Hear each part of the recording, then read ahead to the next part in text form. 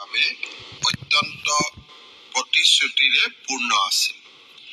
যোৱা ফেচবুক লাইভত মই আপোনালোকক দিয়া প্ৰতিশ্ৰুতি অনুসৰি অসম চৰকাৰৰ দ্বাৰা অনুষ্ঠিত এডিআৰই পৰীক্ষাৰ তৃতীয় শ্ৰেণীৰ পৰীক্ষাৰ ফলাফল ইতিমধ্যে ৰাজ্য চৰকাৰে ঘোষণা কৰিছে।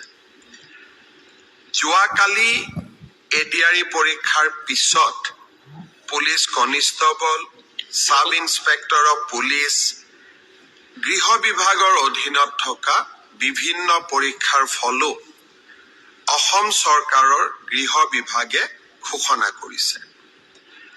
আজি খন্তেক সময় আগতে স্বাস্থ্য বিভাগৰ বিভিন্ন শিতানত অনুষ্ঠিত পৰীক্ষাৰ ফলাফলসমূহো হয় ঘোষণা কৰা হৈছে, নহলে যিকোনো মুহূৰ্ততে ঘোষণা কৰা হ'ব।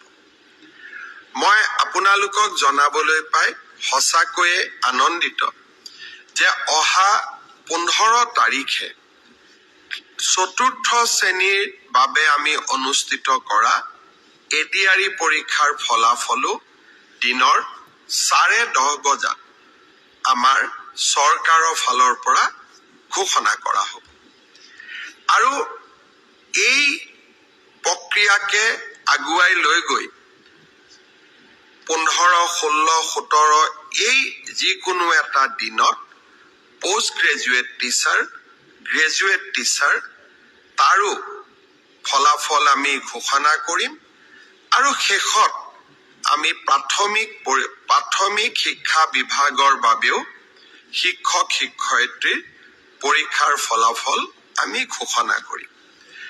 অৰ্থাৎ অক্টোবৰ মাহৰ ভিতৰত অসমৰ 35,000 নিবনুৱা যুৱক যুৱতীয়ে কৰ্ম সংস্থাপন পাবলৈ সক্ষম হ'ব।